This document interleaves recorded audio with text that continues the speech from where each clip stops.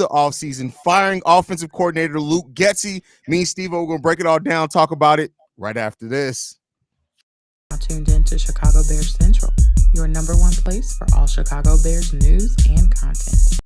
What's going on, Bears fans? Welcome to another episode of Chicago Bears Central, your number one spot for everything Chicago Bears related. I'm the host here, Haize, joined by Steve-O himself in the building. What's going on, Steve-O? Man. It's been a long time waiting. Hey, listen, I was getting a little nervous there, but I will say this. We'll talk about it a little bit. This may signal that Matt Eberl is returning as head coach. But with that said, the Bears have now officially removed Luke Getsy and his staff on the offensive side of the ball. He's now officially fired. It was the writing was on the wall. We all knew that this was coming. So him and the quarterback coach and a lot of offensive, basically the whole offensive coaching staff. I think the only one that they're holding on to is a wide receivers coach, if I'm not mistaken. Has been removed. I mean, listen, it is what it is. It's been removed by the Chicago Bears. Steve-O, how you feeling about this, brother? I feel like I said, I came in with my shades on, with my Ray Charles impersonation. Hit the road, Jack, and don't come back no goddamn more. Hey, as y'all know, I done broke down so much film. I done broke down so many games when it comes to this man, Luke Getsy. The man is trash. He's trash. He's been trash. He's been showing you for 2 years how trash he is. I don't know what took you so long to come up to this decision, but I'm just glad that you got there. So it's a long time coming. It shows you that they really looked at and really took the time to go over the season, looking at all the games we lost, all the games we won, and it just wasn't enough. Yeah, you doubled our wins. We appreciate that, but we shouldn't have been in that situation to begin with. There are so many games we could have won. We could have easily won 10 games if we just learned how to finish games better. And you just called some decent, better plays. But because you just couldn't get the fundamental game style of football down, you couldn't get the rhythm, you didn't know the feeling of the game, you just didn't cut as a play caller, and you lost us more games than you won us. So yeah, it was a long time coming. We fired the I don't know. You said the whole offensive side besides the wide receiver coach. I know the offensive, the receivers coach is the only one whose name isn't listed in here specifically. He could be removed too, but they just haven't named it. So, but yeah, I seen they dropped the QB coach, which is like I'm glad they did that, because like one thing we know about Justin is his footwork is not the best. And that's the main thing for a quarterback. If you're going to teach them to be a successful quarterback, you get his feet right. So for 2 years, we haven't been able to get his feet right. I'm looking at the QB coaches, because that's what your job is. So you're going to, alongside, like you said, the rest of the whole line. The offense has been shaky since we got, no matter what talent we brought up in here, it's been shaky. So yeah, they lost their job. Yeah, I mean, when you look at it, the defensive side of the ball, they made steadily improvements. That's not to say the areas didn't improve with the offense too, but the way that I look at it, the offense improved because your talent improved. It didn't improve because you were coached better. It didn't improve because the technique got better. It didn't improve because you outcoached a lot of teams. The defense, the talent got better there too, but you saw how the defense was doing different things at times, getting creative when how they use certain players, except the Justin Jones in coverage. That was just stupid. Right. But outside of that, really, a lot of things. So yeah, it makes sense that this was the first step in domino to fall. I will say this though, the fact that Matt Eberl was not announced as part of this probably does mean that he's staying on. I mean, I think we all knew that it was a good chance that he was going to stay, and I'm not too upset if he does, because like we've all seen, when you put around the proper team and a proper staff, it takes a lot of pressure off you as a head coach. So the whole problem that Eberl ran into, he wanted to be a CEO, but he didn't get the right people in the coaching staff in order for him to be that. So he ended up having to join and be a play caller on defense because he got the wrong DC. He ended up we may have got update here. Schefter saying Matt Eberl is staying on. Like I said, I'm gonna I think we all knew that. Keep going. Yeah. But I think we all knew that was going to happen. Like, one thing you want to do is, no matter what, when you see what we hired that man for defense, to get our defense right, and like you said, to be the CEO. What you just didn't do is you didn't handle the CEO the best, but you did one of the things that we asked you to do right. And I will say, if you look at like the Atlanta Falcons, for example, that's an example of a coach that lost their locker room. That man went out there and said it was a offensive decision, not a coaching decision, an offensive decision to go for first. That tells me you don't have the locker room. Unfortunately, if we looked at all the games that we've been looking at the end and the beginning, you listen to all the players talk from Brisker to Sweat, they love Flus. Yeah, They the love players Flus. do love, and that's when me and Bobby and C Dub did our pros and cons of keeping Matt Eberflus yesterday. That was part of it. Is that the players do honestly love, and when you have somebody, a veteran like Montez Sweat, who came in and he's nothing but raved by Matt Eberflus and what he's done for that locker room, it's something to be said about that. So Yeah, because like that's the thing. Like you instantly seen his DNA come onto the scene when our DC left. We got rid of our DC. You instantly see we see more blitz. We see more disguise coverages. We seen us play a shit ton more of man. Something we've been asking for. So we have no doubt this dude know how to coach defense. Except a couple times, like you said, when he dropped in Justin Jones and coverage, and he also, like I said, from the head coach position, he's gained an experience of like learning how to win and close out games, because that's his main thing. He could call a hell of a game on defense, but he gets real conservative, and that's an experience thing. Once you be in more games, realizing okay, I got to put my foot on their throat in more situations, like that Falcons game. He realized I don't care how weak I think this offensive line or this offense I'm going against is. I'm going to put my foot on the neck, and we're going to keep scoring. So I'm more lenient when it comes to Flus than I was for Getsy. But now my question is Pose and Kevin, are they going to sit there and allow him to pick his coaching staff again, or they're going to have more thought or process of what they're going to do for the coaching staff? And that was a question that we had too as well. The way that I look at it is this: Matt Eberflus did choose Luke Getsy, and he chose to keep him on. And so because of that, I really do hope that Ryan Poles and Kevin Warren step in and really say, "Hey, listen, Flus, we betting on you. We believe that you still have potential to." Because he was a first-time head coach, and don't get me wrong, I have my problems with Matt Eberflus as a head coach, but he is a first-time head coach. If there's still some potential, the same way we talk about Justin Fields still having potential, even with how some things have gone with him, maybe they think that there's still some potential in Matt Eberflus as a head coach. And I could say objectively, there are some signs of thinking that. But they then have to say, we got to find some veteran coordinators to help shore up things that you're short on in your game, and that is situational defense. He needs a defensive coordinator that brings that, and you need an offensive mind that is going to get completely creative, because Matt Eberflus has no idea what the fuck to do on offense, and that's cool, right? I to a degree, as a head coach, I like my head coach to kind of be involved a little bit in everything. But okay, the Bears look at it different. That's cool. But they got some things that they definitely need to work on and continue to grow and develop in Matt Eberflus. And you can do that by having a better, what's the word I'm looking for? Better coordinators around him. And that's something that I really hope that they look to really do. And I see a lot of people like get rid of Flus and everything. I get you. Like, he hasn't been the greatest leader of men. Well, I can't even say that. He hasn't been the greatest CEO. I will say that. He hasn't been the greatest CEO.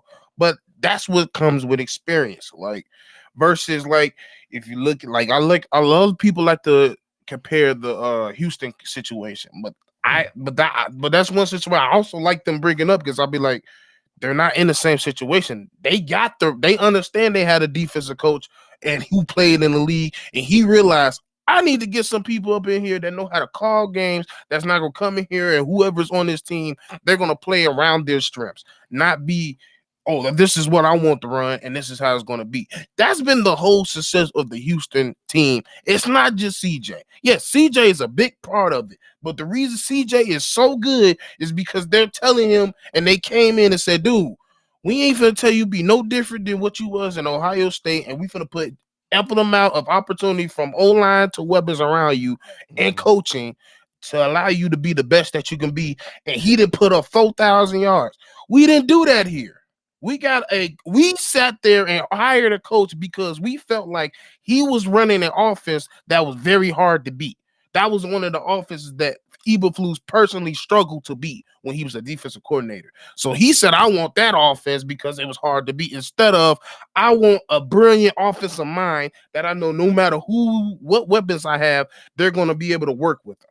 That's how you hire a coach versus, oh, that's just the numbers I see. They're a potent offense. I need that coach. Yep.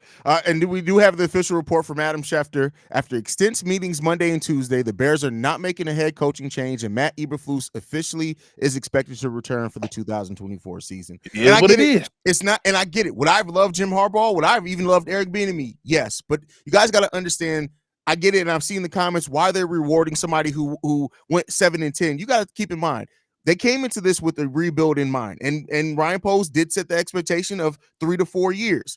And that's the contract that Eberflus has. Giving him one more year, and if you improve everything and bring in better coordinators, it's not outside the realm to say, hey, we improved some. We more than doubled our wins from last year. The defense wasn't a problem. Let's support you better with a better offensive coordinator and a defensive coordinator that has some experience, and then let's see. This isn't a vote of confidence, meaning that Matt Eberflus is the coach for the next 5 years. It's basically saying we're going to improve what we can do. We're going to continue to evaluate you, and let's see what you bring us next year. But keep in mind, them taking intense meetings Monday and Tuesday to just decide if you're going to keep Matt Eberflus, to me that says that there's enough there that if the season goes left again next year and we don't see the development we want, Eberflus is probably next season is probably Eberflus's last year.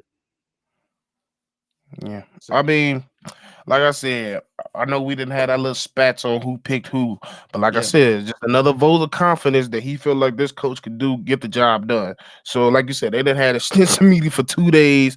Hey, they probably already looking like, all right, this is what we gonna do. We need a better plan.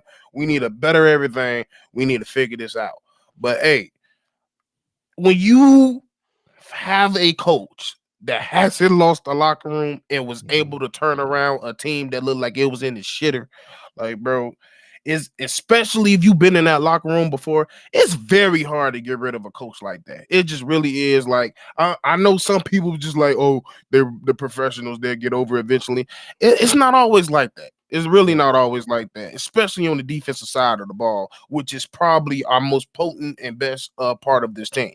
So I understand it. I may not like it, but like we all been saying, in Poles we trust. Yeah, that's a fact. Now, let me ask you this. With the offensive coordinator going away and Luke Getsy, Courtney Cronin, as well as some others, have said that they feel like Justin Fields' future at the Bears may be tied to Luke Getsy. I've never really quite understood that. I see somebody like Smear60 saying meaning that Justin Fields is gone. Don't necessarily believe that myself. But, Steve, what do you think that this means for Justin Fields from what we know so far? Do you think moving on from Luke Getsy, is it more of a sign of, hey, we feel like this guy was holding our QB back? Or do you think this may be a sign of let's clear the slate completely offensively? I honestly felt like if we got rid of both, there was no way Justin was coming back. I always felt like we kept one. I kept it at 50%. Okay. So I feel like it's like 40-50% Justin still stays, because I just don't see how you sit there and, like I said, if you're really sitting down and watching the tape, I don't see how you give more trust into your head coach more than your quarterback. Your quarterback did endure way more than what your coach had to endure. So the fact that Justin hasn't completely been broken until this point, and he's did things that was not the Justin way or even in his bracket of what he's good at, and he still maintained a somewhat decent season, that shows you the where he can go in this season. That shows you that ceiling, it still hasn't been broken through. And you constantly, for the last 2 days, I don't know if you've been paying attention on Twitter or just the social media, but it's like almost every professional athlete that used to play or didn't or play now is sitting like, I don't know why y'all sitting here trying to get rid of Fields for. Yeah. Like I think, and one thing we know about this organization, they listen to the media. And we can't say that about a lot of organizations. That is very, very true with this, and sometimes to the detriment of the organization, but that is true. And the way that I look at it is, I'll say this: I think not moving on from Matt Eberflus kind of leans me in the direction of maybe keeping Justin, but something I'm actually going to talk about on the daily today. I'm going to give a picking to the content. I'm going to talk about how the Bears on today's daily episode can still give Justin Fields a chance in 2024, but may still draft a quarterback later in this draft, because there's a couple of quarterbacks that the Bears can get that they could do both. So we may see a world in which the Bears are living in both worlds, which I think may be a surprise there.